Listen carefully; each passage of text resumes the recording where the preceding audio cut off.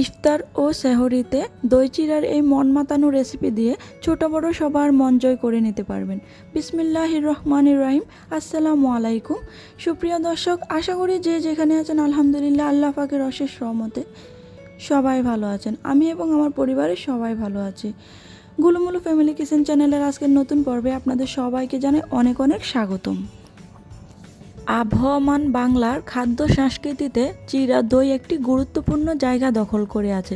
হাজার বছর ধরে বাংলার জীবনধারায় ঐতিহ্য গোয়াল বড়া গরু ও গোলা বড়া দান, অর্থাৎ দান থেকে চিড়া ও গরু দুধ থেকে দই। তার মানে অতি প্রাচীনকাল থেকে এই খাবারটি ভোজনপ্রিয় বাঙালির রসনায় স্বাদ মিটিয়ে আসছে। চিড়া দইয়ের স্বাস্থ্য উপকারিতা আলোচনা করব কিছুটা আজকে আপনাদের সামনে। পানি শূন্যতা দূর ও শরীর ঠান্ডা রাখে চিড়া সহজেই হজম হয়, ক্ষুধা কমায়, শক্তি ও ক্যালসিয়ামের উৎস চিড়া। কিডনি রোগীরা অনায়াসে চিড়া খেতে পারেন। এটা কিডনি ভালো রাখতে চিড়া খুব ভালো কাজ করে। ওজন কমায়, বিষণ্ণতা দূর করে, চাপমুক্ত করে। আমি এখানে বেশ কিছুটা চিড়া নিয়ে আপনারা দেখেছেন খুব ভালোভাবে ধুয়ে পরিষ্কার করে নিয়েছি। ভিজিয়ে রাখার কোনো প্রয়োজন নেই। যদি এটা প্যাকেটের চিড়া ছিল তারপরে আমি এটাকে খুব ভালোভাবে ধুয়ে পরিষ্কার করে নিয়ে একটা চালনিতে ছেঁকে নিয়েছি পানিটা।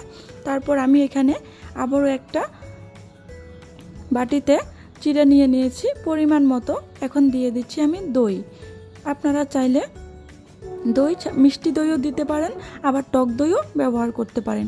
আমি এখানে উঁচু উঁচু করে 3 টেবিল চামচ পরিমাণ মিষ্টি দই দিয়ে দিয়েছি। আপনারা জানেন দই চিড়া শরীরের জন্য কতটা উপকারী। স্বাদ বাড়ানোর জন্য আমি এখানে কিছুটা কিশমিশ দিয়ে দিয়েছি।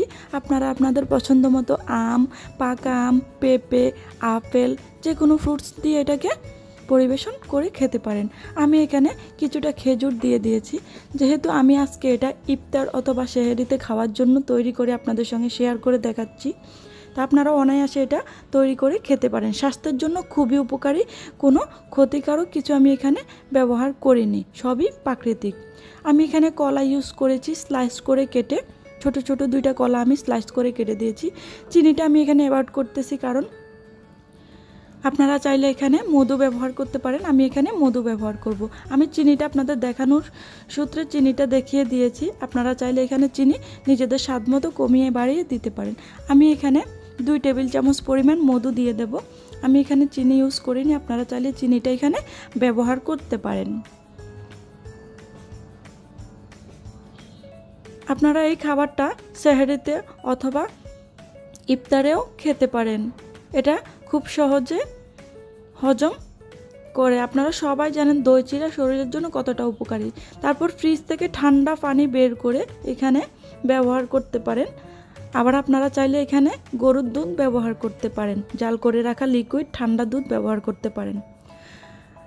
এই আমার একটা রেসিপি আপনাদেরকে দেখিয়ে দিলাম। আবার দুধ দিয়েও আমি আরেকটা রেসিপি আপনাদেরকে দেখিয়ে দেব।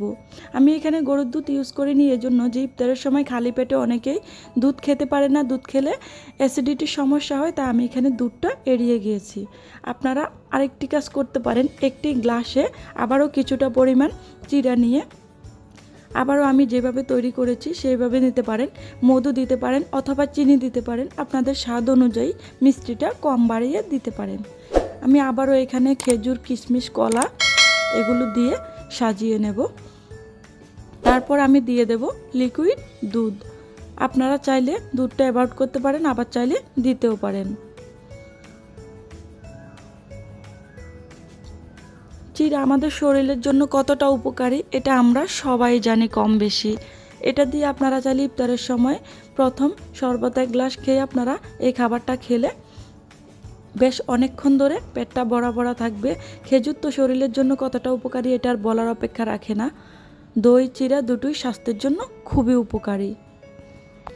একটা সতর্কতা দিক বলে দেই, পরিমিত পরিমাণে খাওয়া সুস্থতার চাবিকাঠি। কোনো কিছু মোটেও বেশি খাওয়া ঠিক নয়, তেমনি কোনো কিছু অতিরিক্ত পরিমাণে খাবো সেটাও ঠিক নয়। অতিরিক্ত কোনো কিছুই ক্ষতিকর। পরিমাণ মতো খেলে ক্ষতি নেই, তাই নিজের শরীরের অবস্থা বুঝে পরিমাণ মতো খাবেন।